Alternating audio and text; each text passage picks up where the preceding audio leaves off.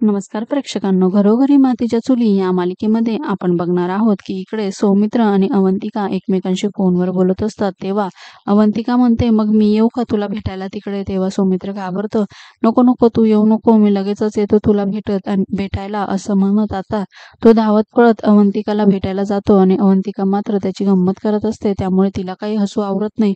दुसरीकडे मात्र आता जानकी खूपच रडत असते आणि मधुभाऊंना ती विचारत असते, माझा निर्णय चुकला तर नाही ना? तेव्हा मात्र मधुभाऊ तिची समजूत काढता की जर एखाद्या पक्षाला आकाशात उंच उडायचं असेल ना, तर त्याला त्याच्या घरट्याच्या बाहेर पडायलाच हवं.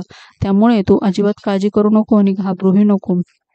तर त्यामुळे आता जानकी तयार होते आणि मधुभाऊंनी तिला जी शिकवण दिलेली आहे, जे काही तिला समजवलं आहे, ते मात्र तिच्या लक्षात येतं आणि आता ती मधुभाऊंना अगदी प्रेमाने त्यांचा हात हातात घेते आणि मी तयार आहे असं सांगत असते. मालिकेच्या येणाऱ्या भागांमध्ये आपण बघणार आहोत की इकडे मात्र आता ऋषिकेश आणि सारंग दोघेही जण जत्रेमध्ये आलेले असतात आणि सारंग सांगत असतो, बघ ना, ती मुलगी मला अजूनच फुगा फोडून देत नाही, किती वेळ झाला आहे?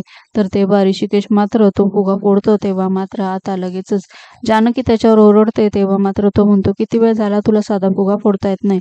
तर दुसरीकडे मात्र तिथे भेटलेलं बक्षीस आता ऋषिकेशला देण्यात येतं. तर ऋषिकेश मात्र तेच जानकीला देतो. तर जानकी मात्र ते त्याच्या तोंडावर फेकते. तर दुसरीकडे मकरंद मात्र आता तिथे येतो आणि ते बक्षीस हातामध्ये घेतो. पुढे मात्र तो मनाशी म्हणतो, कशी असली तरी जानकी ही माझी आहे आणि ती फक्त माझीच राहणार आहे. आणि असं म्हणून आता मकरंदची एंट्री आपल्याला या मालिकेमध्ये बघायला मिळणार आहे. मालिकेच्या अशाच नवनवीन भागांसाठी आपल्या चॅनलला नक्की लाईक करा, शेअर करा, सबस्क्राईब करा.